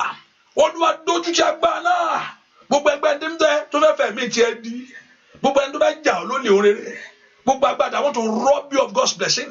Gbogbo ẹni tó fẹ́ jíire gbé máa lọ́wọ́. Olúwa dójú tì wọ́n. Olúwa dójú tì agbára náà. Agbára náà sọ di asán lórí mi lónìí. Ipá náà sọ di asán lórí ọmọ mi lónìí. Olè ẹ̀mí ò gbúdọ̀ jà mí. Olè ẹ̀mí ò gbúdọ̀ jà mí. Olè ara ò gbúdọ̀ jà mí. Sátánì ò gbúdọ̀ jí tèmi gbé o. ẹ porúkọ Jésù Olúwa amba kita katakapa maside boko pivru sekede àní gbàdúrà ní orúkọ Jésù bekute kerebo kapa porúkọ Jésù gbàdúrà lórúkọ Jésù Kristi Olúwa ikú ń bẹ lóde sàmìyè bàbá sàmìyè sí mi lára o àìsàn bẹ lóde o sàmìyè bàbá sàmìyè sí mi lára o àrùn bẹ lóde sàmìyè bàbá sàmìyè sí mi lára o ikú bẹ lóde o sàmìyè bàbá sàmìyè sí mi lára o tó bá gbọ́ news sàmìyè bàbá sàmìyè sí mi lára o alágbára o bàbá mímọ́ sàmìyè bàbá sàmìyè sí mi lára o ọmọdọmọ lórí ọmọ sàmìyè bàbá sàmìyè sí mi lára o àrùn bẹ lóde Olódùmarè sàmìyè bàbá sàmìyè sí mi lára o àmìyè lórí ọmọ rẹ ni o sàmìyè bàbá sàmìyè sí mi lára o olè ẹ̀mí òwúrọ̀ jíire rẹ gbé sàmìyè bàbá sàmìyè sí mi lára o ilé rẹ kọ́ óyá o sàmìyè bàbá sàmìyè sí mi lára o ẹlẹ́dàá mi o sàmìyè bàbá sàmìyè sí mi lára o Ọlọ́run kó sàmìyè sí ọ sàmìyè bàbá sàmìyè sí mi lára o ẹ porúkọ Jésù Sátánì ò gbọ́dọ̀ rí tèmi gbé o olè ẹ̀mí àolè ara ò gbọ́dọ̀ wọlé tọ̀ mí wá ní tèmi ò gbọ́dọ̀ sọnù mọ́ mi lọ́wọ́ mi ò gbọ́dọ̀ rí ìkorò láyé ẹ gbàdúrà tá Sátánì ò gbọ́dọ̀ jíire èmi gbé ajínigbé ò gbọ́dọ̀ jíire èmi gbé abẹ́rẹ́jẹ́ ò gbọ́dọ̀ bá tèmi jẹ́ o ẹ porúkọ Jésù kíkàbí kàpíùrì sí kìtìkìyà gbogbo tó ń dààmú mi bèkúdè kìtìgìdìbò porúkọ Jésù ọ̀run dá sí lónìí ọ̀run dá sí lónìí ogun ayé mi pẹ̀yìn dà ọwọ́ kọ́wọ́ kúrò lórí ọ̀rọ̀ mi ọwọ́ ogun kúrò ọwọ́ ìnira kúrò ọwọ́ àìsàn kúrò ọwọ́ àṣetì kúrò ọwọ́ àmúbọ́ kúrò ní orúkọ Jésù gbọ́ àdúrà lórúkọ Jésù Kristi Olúwa mo rí pé ẹnìkan ó fẹ́ mú nǹkan nílẹ̀ lẹ̀ bẹ́ẹ̀ kó fẹ́ mú nǹkan lẹ̀ ohun tó fẹ́ mú yẹn lórúkọ Jésù mo ní kó Olúwa bẹ́ẹ̀ mú àmín ṣàmì dáadáa ohun tó fẹ́ mú tó ti jábọ́ lọ́wọ́ ẹ ohun tó bọ́ lọ́wọ́ èèyàn líbà orúsà tẹ́lẹ̀ àgàdàgàdà mo gbàdúrà lónìí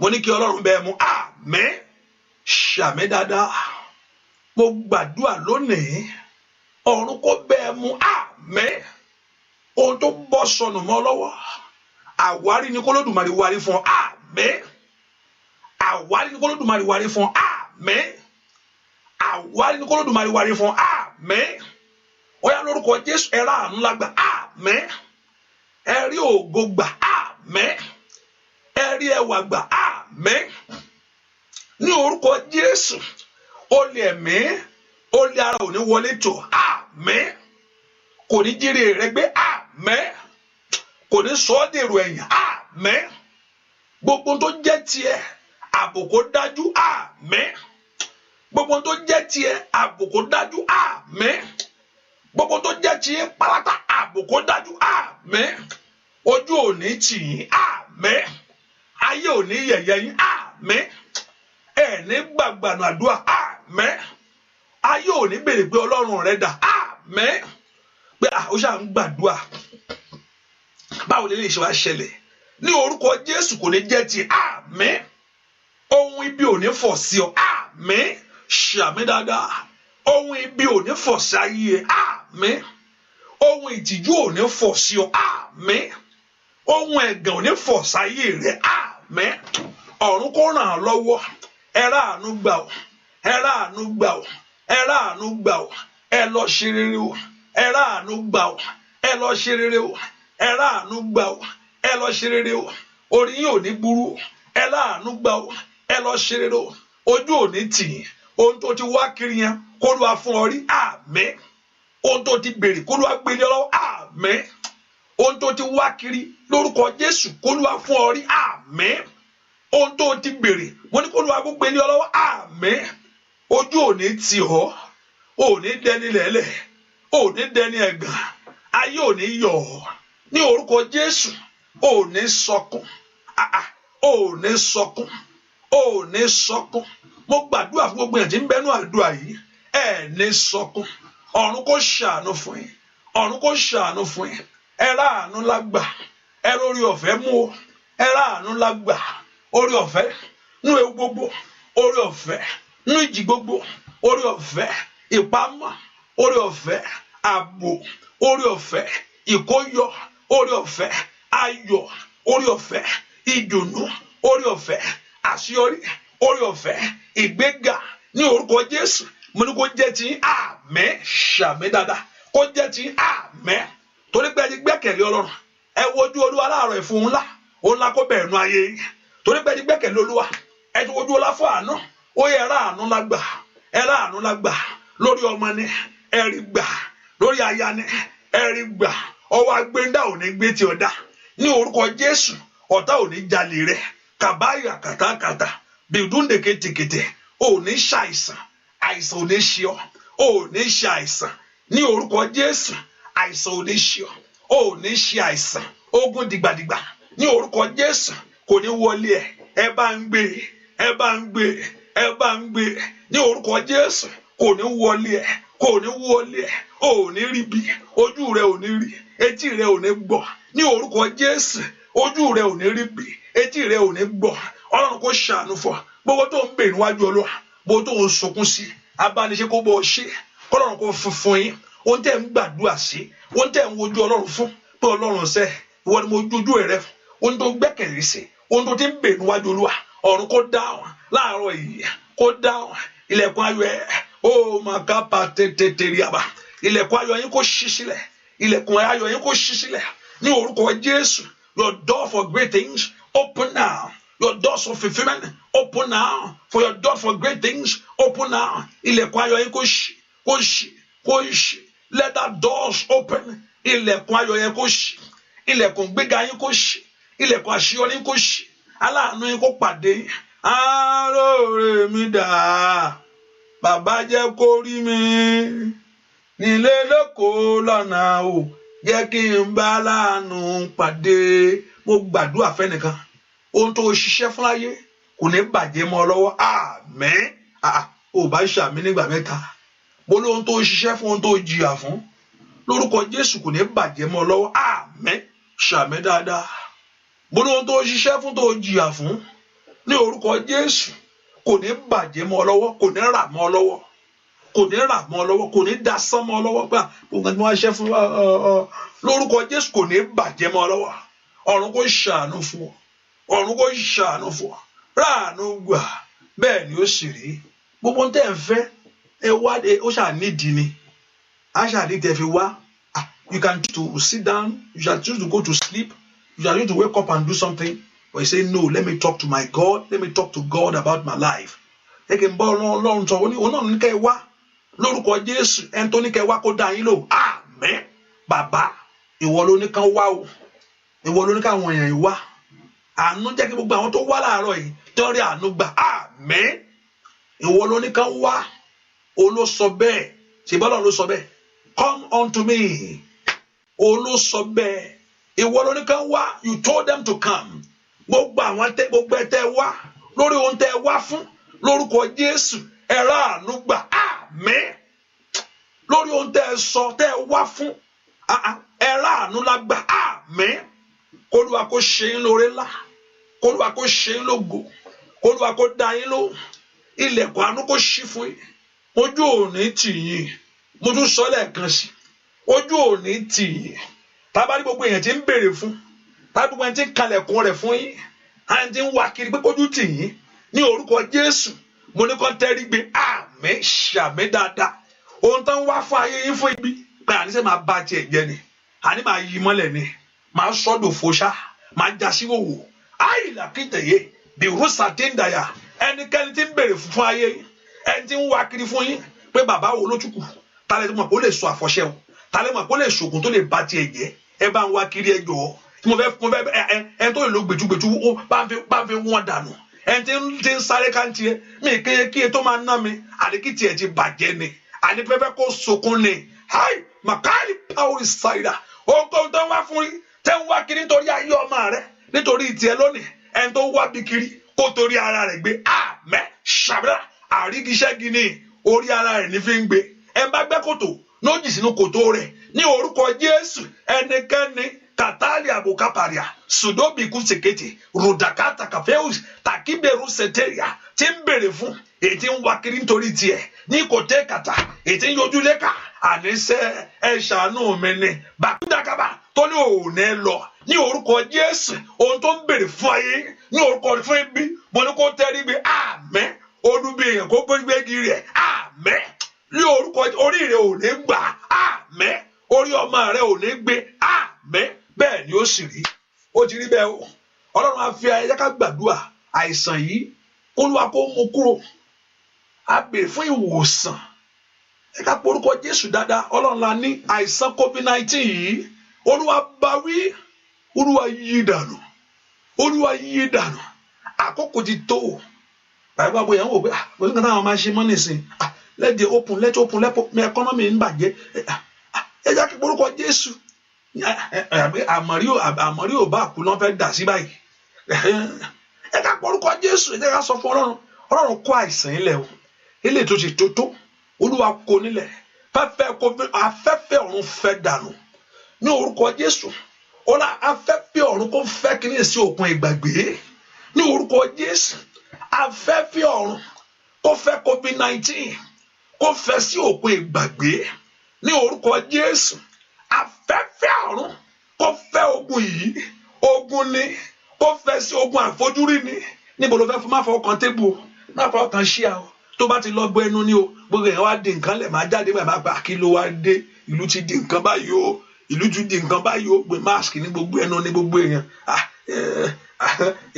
ẹ porúkọ afẹ́fẹ́ ọ̀run kó fẹ́ dànù kàbákàbárú sàtàjàdà bẹ̀rù sọ̀ndọ̀ blẹ̀kẹ̀tẹ̀ ẹ porúkọ Jésù Olúwa yí ogun ìdànù ogun tá a fojú rí ẹni máa ń Ísírẹ́lì àsáwọnú rẹ wá bí kó dá gabakaya nínú orúkọ Jésù yí ìdànù gbọ́ àdúrà lórúkọ Jésù Kristi Olúwa bá ń gbàdúrà fún àwọn tó wà lábẹ́ àìsàn yìí arábìnrin kan náà wà lọ́sípítù bá ń gbàdúrà fún kọ́lọ́run kó wòsàn arábìnrin kan náà gbogbo àwọn èèyàn tó wà lábẹ́ àìsàn yìí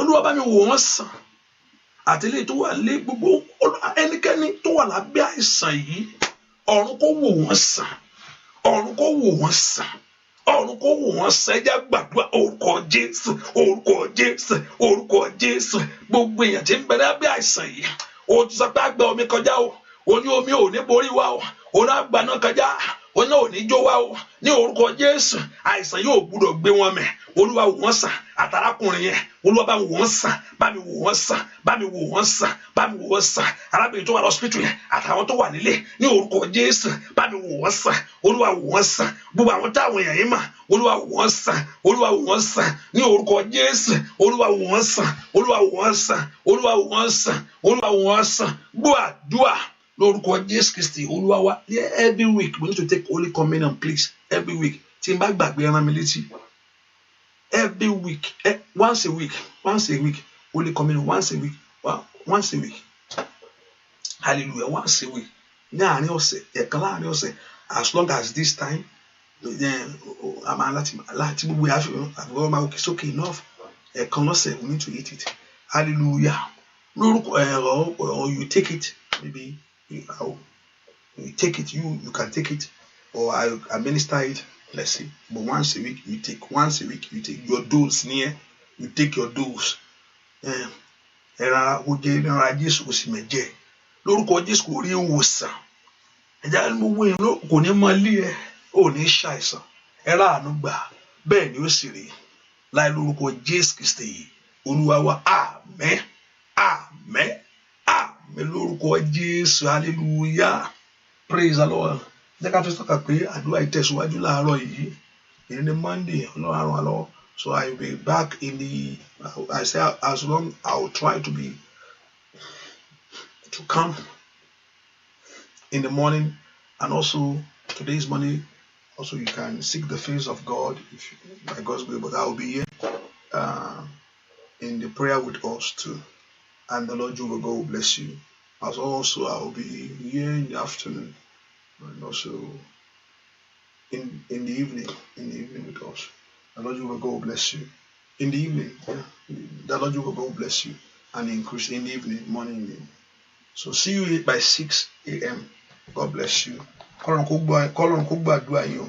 Kẹ́rí ìgbà kí àánú kó ṣẹlẹ̀ ní ayé orí ọ̀fẹ́ kó dájú bẹ́ẹ̀ ni ó ṣe rí láì lórúkọ Jésù Kristi Olúwa wa àmín àmín àmín lórúkọ Jésù. See you by 6 a.m. in the morning. God bless you. God bless you. God bless you. Thank you for coming. And also you can share it. You can share it. I know Jehovah God will do great for you. And also we have the number of those people already complete already. Please don't. I don't know. You don't have to send my number to you don't have to call me on this. It's okay. There's a person that undo that already. There's a person in charge of that. Hallelujah. He's going to minister that to you by God's grace. So there's no need to send my number. Call this man. No. Praise the Lord Jehovah. God bless you. And the Lord Jehovah will increase you and do great for you. Please. Hallelujah. The number is already complete already. We see 20 people and 20 people already have even above 20. So that's okay. So that's enough. The Lord Jehovah God bless you. And they will do that for you. I know some people are texting me. I have not yet received it. Don't worry. They will send that to you if you are there. They will do that. Not me. I will do that. Somebody is in charge of that. God bless you. Thank you for coming. God bless you. Bye-bye.